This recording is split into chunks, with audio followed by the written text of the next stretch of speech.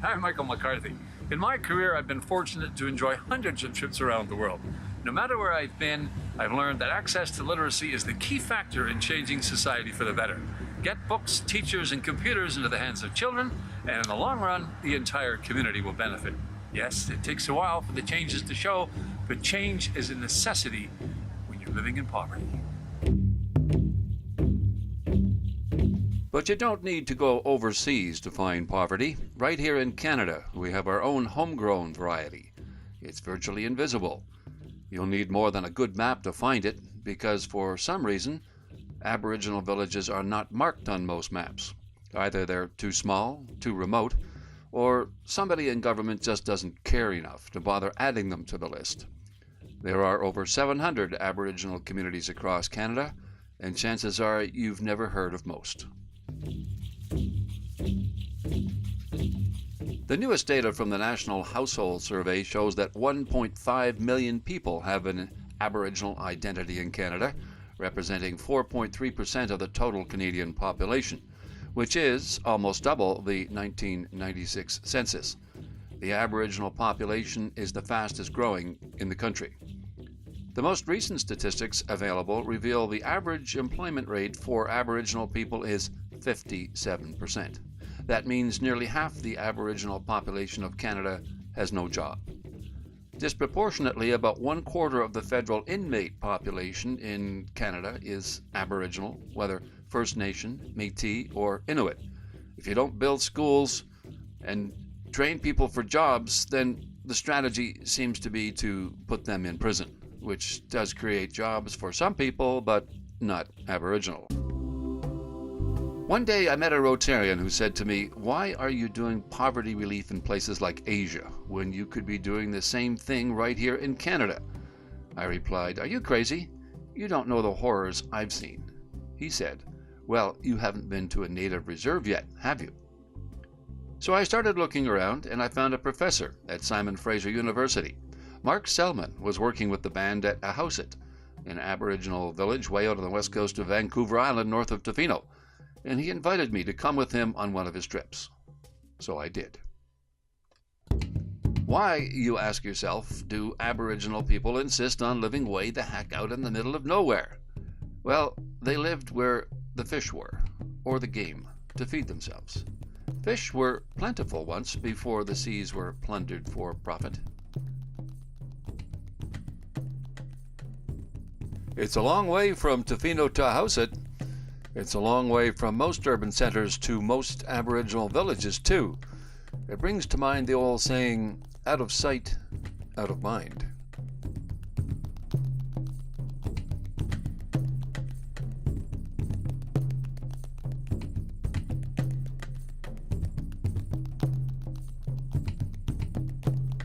We head through potholed, muddy streets for the band office, where we'll have our meeting.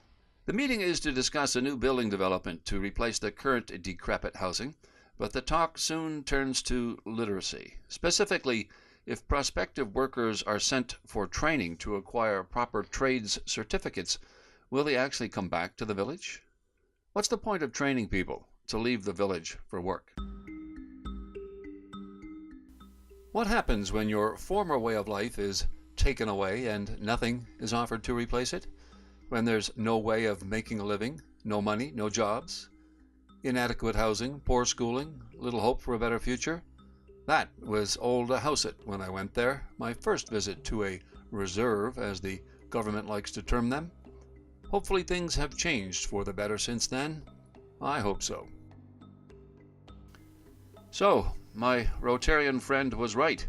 We do have third world living conditions right here at home, hidden away where you can't see it. Literacy is a critical success factor in any of the trades. You need to be able to, for most of the trades, you need to be able to read, understand directions, read maps or read directions. So literacy is important to success. Literacy is always important in these communities. There are a lot of people who are held back by a lack of basic skills, and they may not realize it at school age, but when they go on to do anything else, whether it's a trade or going on to university or just to do a job, literacy and numeracy are fundamental, of course. So, this is how it all began.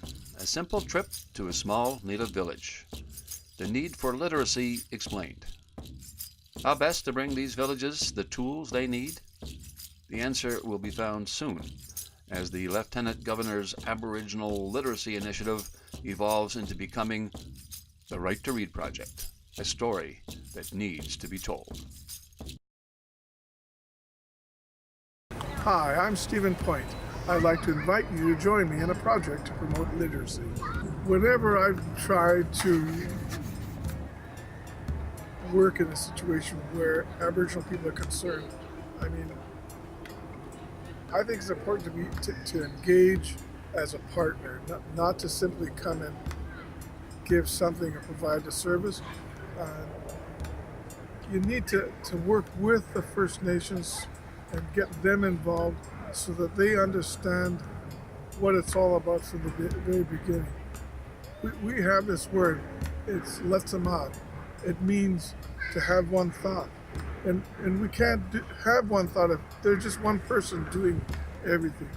It's important to form a circle and to get everybody engaged so that we can move together forward as a group, as a partnership. So, that's where it all started. It wasn't even called Right to Read at the time.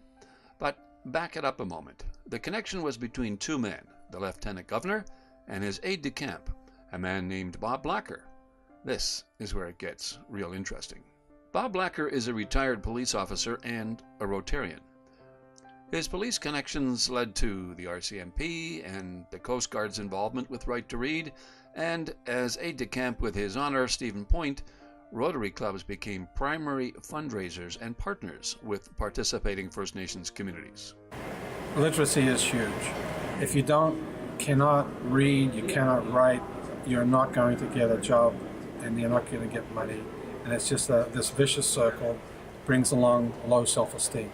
So here is how the Right to Read project all began, at a modular building factory in Langley, BC. When Bob came out to speak to our club, I hadn't heard of that idea before, and I thought this is terrific, And as it is, we have some legacy buildings from the 2010 Vancouver Olympics, and so we were able to take some of those buildings. In this particular instance, this one, that was a commentator booth, and we retrofitted it and turned it into a library. And so I think it's a terrific project. Why is Britco doing this? Well, Britco wants to be known in the community for supplying modular buildings. That's what we do. We also want to be involved with a great program like this, supplying books and buildings and literacy for First Nations.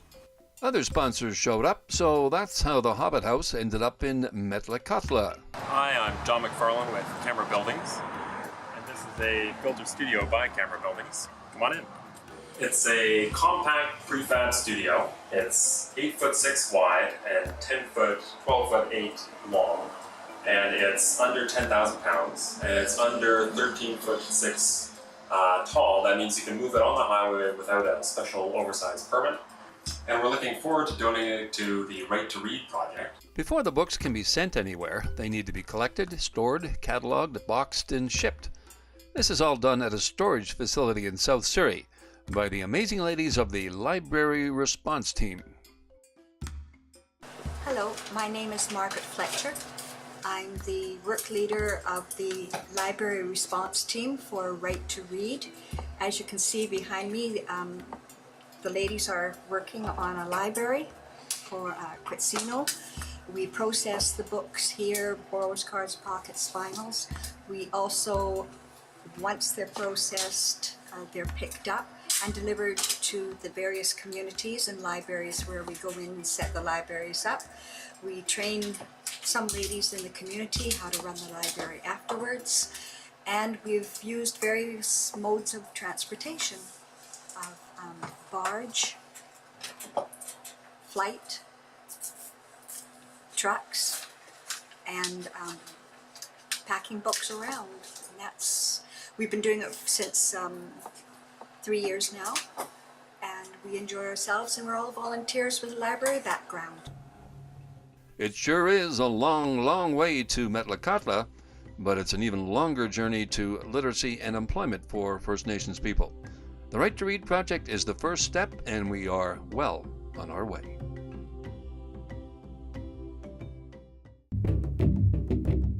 Many Aboriginal communities are located in remote places, along the coast and in the interior. We head to the Chilcotin region of the interior, to the Tusi Reserve, just outside the tiny village of Risky Creek, an hour's drive west of Williams Lake. The Chilcotin people used to hunt and roam this grassland region before they were rounded up and put on a little reserve. It's easy to miss the sign. It's just as run down as the decrepit suggestion that residential schools were a good idea, that we somehow helped save Aboriginal people by giving them a reservation, like the best table at a fancy restaurant. Half the buildings are abandoned, just as the Indian Act needs to be abandoned, treating First Nations people like children. That kind of thinking has wrecked Aboriginal life, just like the wrecked cars littering the property. My name is Francis Lassis. I'm the chief of the Tusi Indian Band, and we were working with Lieutenant Governor Stephen Point, establishing our library here. We're making dinner for the two Shirleys, Shirley Johnny and Shirley Pat, for helping get a library going on the Tusi Reserve. Well, we were bringing our students into Williams Lake for a library, like to read, to get them more into their reading with their parents. And then one day I was in the university, I was in a meeting, and Shirley Pat was sitting beside me. And I can't remember how we started talking about the library, and like our kids reading. And I told her about our situation where we bring our kids into Williams Lake, and then she said she was on the Rotary Club in Williams Lake here, and that they would be willing to help us. So our kids now have a library with a lot of books, like new books, and where they're happy just to come here, and the adults, the parents, and just to read. A lot of them are reading more now. It's amazing to watch how quickly children pick up how to use computers, even at a very young age. First Nations have never employed the written word before. That's all going to change. Playing a game that's called Cool Math. And the students come here to use the computers for homework and research. My name is Stormy Williams. I'm the youth worker of Tusi Band. Pretty much everyone uses the library, from the kids right up to the adults. We even have the ones up the community, up the road, come in. What has it meant to you? What does the library mean to you? It's really special. It's really, is it? What's the library mean to you? Special. It's special? Because I like reading. Because you like reading. Thank you for all the books, and we'd sure like to have more. Second year now we've had this rink, second winter, and it's a lot of kids utilize it pretty well year round. In the summertime they like to play, they call it ball hockey. It's a big sport, and lots of running and keeps them in shape. And we have one young girl, she's plays in the league in Williams Lake. Literacy is one thing, but Native children will need more than that to succeed in life. They'll need the inspiration of heroes like Montreal Canadiens hockey star Carey Price, the best goalie in the world, from just down the road in Elgin Lake. And Carey Price, he's just he's a goalie from Montreal. He's further on down the highway, another couple hours down the road here. So, it's a good facility. One of the great surprises and delights in the Right to Read project is when we go into the newly opened library, each one has taken on an individual characteristic. It reflects the community where it was built. I think that's one of the things about this project, is that there is learning both ways. Those that come into the community learn as much about that First Nations community as those that are living there learn about the friends and new partners that they now are engaged with. All of life is a journey. What really matters are the decisions you make as to which way to turn next. Waiwa, just do it. We are off to the native village of Noach. I'm not sure if I'm pronouncing that correctly, but at least it has no numbers in the name. I can't pronounce numbers. Noach is just up the road from the town of Merritt, which is, well, let's go look that up.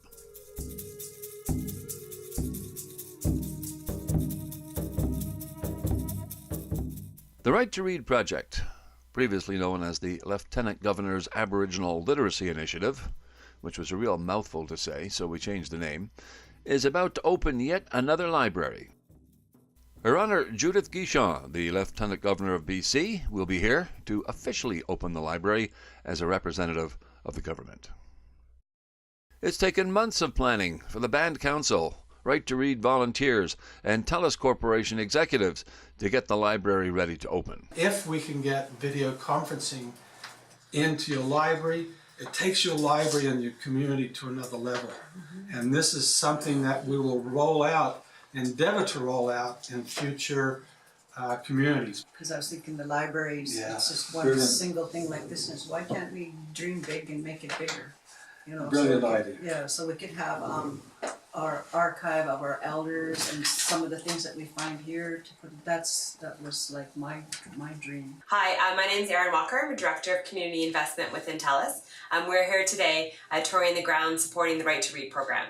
And we're very enthusiastic and excited to be part of the Right to Read program and being able to bring connectivity and help support literacy for Aboriginal and specifically Aboriginal youth. It's always a special moment to hold a ceremonial opening after months, if not years, of planning. It takes a lot of work and cooperation to get to this stage. In the end, it's all about the kids. 2, 3. All the kids want to do is play video games, of course, but along the way, they will learn to use computers, and that's what's really important. What interests the elders the most is the opportunity to use technology to teach their native language and preserve it for the future. I am proud champion spark plug of the Right to Read project. Let me tell you that literacy is the thread that weaves together the social determinants of health, and any investment in literacy has a 9-fold return on investment. So please, if you can, donate to this amazing project. I think the best thing about the Right to Read project is it is very different from other projects that have happened in First Nations communities. This is a community building project, and it's the First Nations community where the project's happening are full partners, and it's their goals that are being driven, and it's very unique in that way and leaves a lasting relationship building their communities. From then on, have a greater relationship with the Rotary International, with people from many other walks of life who have taken part in this community, but it's their project, not somebody else's project. But, as Her Honour has said, this is a unique project. It's not just Rotary and First Nations. There's Britco Structures, TELUS Corporation, and, as we will see, architects, dentists, Coast Guard, RCMP, and other professions. So why is it difficult traditionally to provide these sort of projects for these communities? And basically the answer is bureaucracy. You have to go through the whole federal government routine of making an application and going into the queue. Whereas the beauty of these sort of projects, this is just community based, it's a bunch of people and we just get it done and it's a success. As an architect, one of the reasons I really love these sort of projects is that they're very community based. We're providing a service to the community for their direct reward. And that's, to me, where the beauty of it comes in. And, it's the sort of projects that anybody can get involved with. And it's hugely rewarding, personally and professionally. Thanks to yet another Rotary connection, the UBC School of Dentistry has now joined the Right to Read project.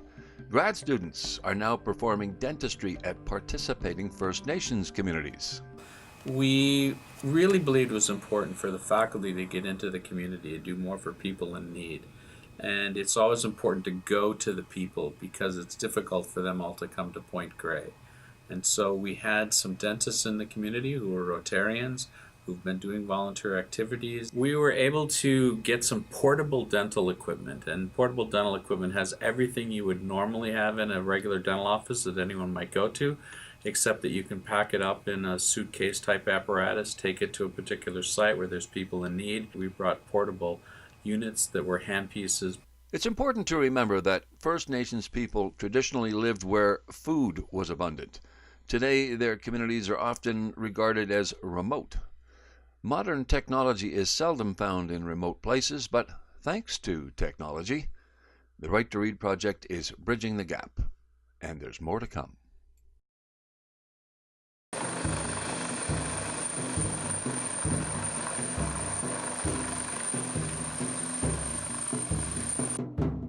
It's not every day that the royal family comes to visit. Princess Sophie, Countess of Wessex, and Prince Edward, Earl of Wessex, have come to the little village of Dididat on Vancouver Island, south of Port Alberni, to open yet another Right to Read library. Good morning. Good morning. Good morning. Good morning. Good afternoon. The Raider has been very nice to us.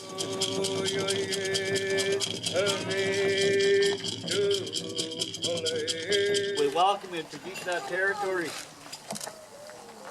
Come here to our little place for our youth. We've always worried about our youth learning, carrying on. This is one step to help them learn. First of all, thank you for your welcome here today. Thank you for inviting us to come and join your community here. It is a great honour to be standing on your land, on your hereditary land here today. Indeed, we've heard a lot about what you've been doing, and it's a great pleasure to be able to support your programme.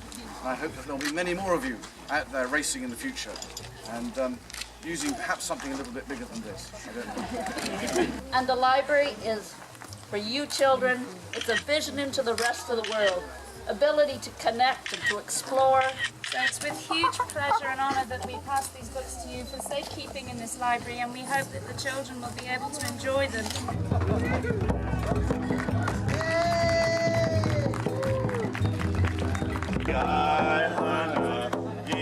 It's like a fairy tale, the day the princess came to town. The kids are all excited. The royal family represents the outside world, a place where you can go and succeed in life if you have the schooling to do so.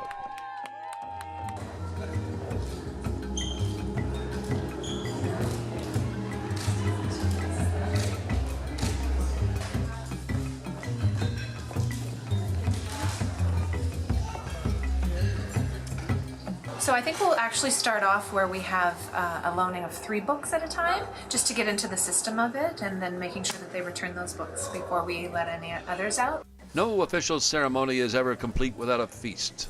Right to Read libraries are expanding across BC, with many communities asking to get involved. There are over 500 schools on First Nations reserves in Canada. Provincial schools are paid more than double than reserve schools for student tuition. Over the past decade, funding for on-reserve schools increased 19%, provincial school funding 45%. 58% of First Nations youth living on reserve have not completed their secondary education. There is no funding for on-reserve school libraries or books or vocational training. 54% of all Aboriginal children are in the care of government agencies. 90% have no access to early childhood education. A recent study calculated that $70 billion would be added to Canada's economy if Aboriginal people attained the same educational levels as other Canadians. Why aren't we doing anything about this tragedy? Well, it's called the Indian industry. First you create a funding gap, then an achievement gap, resulting in a socio-economic gap. Funding is always found to pay non-Native experts to study this crisis, roughly $125 million worth of taxpayers' money each year. There's a simple solution to changing this crisis. It's called literacy. Nothing changes a community faster or better than access to learning. Goodbye to Dididat. Onward for the children and the next library for Right to Read, increasing Aboriginal literacy one community at a time.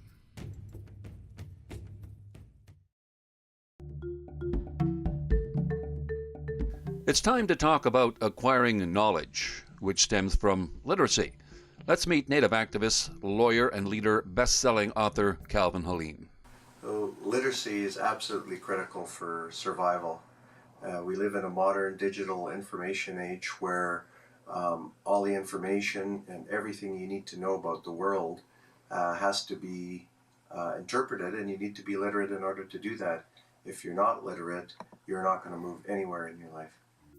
It's time for our final journey, this one to the far northern village of Loch Willems. Let's see what we can learn along the way. How can you tell you're heading north? Why? It's pouring rain, of course. 2.5 hours up to the north end of the island in Port Hardy. So actually, we're not going to the ferry. What we're going to do is go up to Port Hardy and build an ark. Well, we've made it this far, all the way to Port Hardy. I don't think we're quite half the way there yet, but we started Vancouver to Nanaimo and all the way up to Campbell River, and now we've driven up to Port Hardy. Then we got to go over and get the ferry, 22 hours north, but we have to wait 3 hours before we get onto it, and then it'll stop at Bella Coola and Clemtu, finally all the way up to Prince Rupert, where we will get off, stay 2 days, and then get onto a barge and go all the way up by a ferry up to another landing, and then we will drive in. That is what I call a long trip. The truck, as you can see, is packed. A beautiful view, but of course it's raining today. The Northern Expedition is a modern ship, but 22 hours is a long time, and sleeping on the floor no fun at all. In the summer and some sunshine, this would be a beautiful trip, but it sure is a very long way upside the Inside Passage. We arrive fairly exhausted in Prince Rupert. Rupert may not be the most scenic town, but there are some interesting attractions in the neighborhood by the harbor called Cow Bay.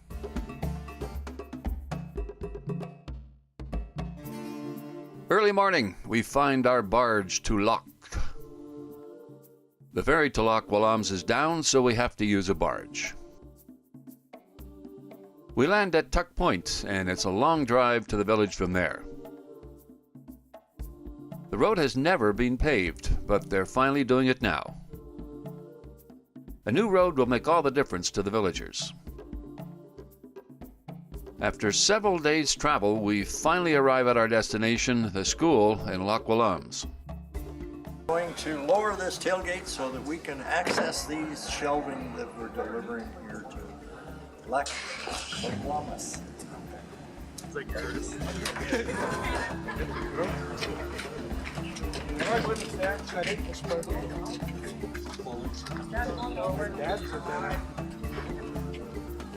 Okay, I've got the muscle here now. The library response team goes into immediate action. These librarians are true professionals who know what they're doing.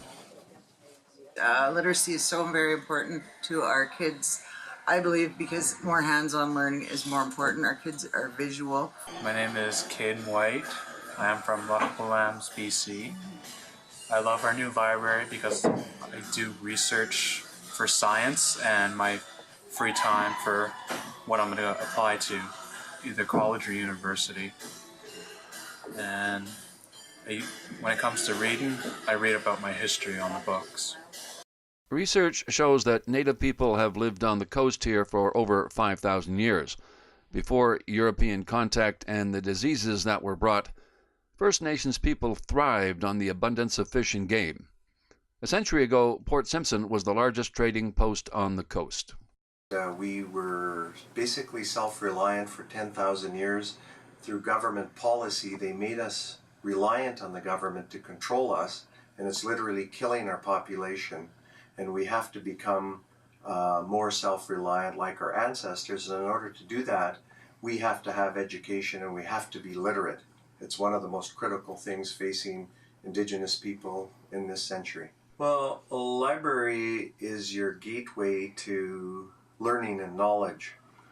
And it's absolutely critical that you have access to information, and you need to be able to understand different viewpoints and expand your world, and a library is a way to do that. And that can take you out of the forest of a little community where you're one of the trees, to understanding how the forest works and what you can do to help your own people out. Kelly Rambo, principal, Cochin-Shan Academy. We're extremely excited about some of the changes that are going to happen in our library.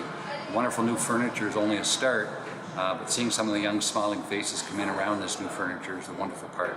And we're really excited about having our visitors here and getting our new library up and running for the community.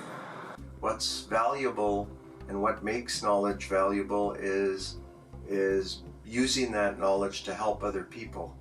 And that's really what wisdom is. Wisdom is when you take knowledge and you apply it in a way that helps other people. And so individual kids from a village, whoever they are, all have access to knowledge, so any one of them can do just about anything with the right knowledge and eventually applying that in a wise way to help other people. The best path from poverty to prosperity is found through literacy. Find out how you can get involved. Waiwa, just do it.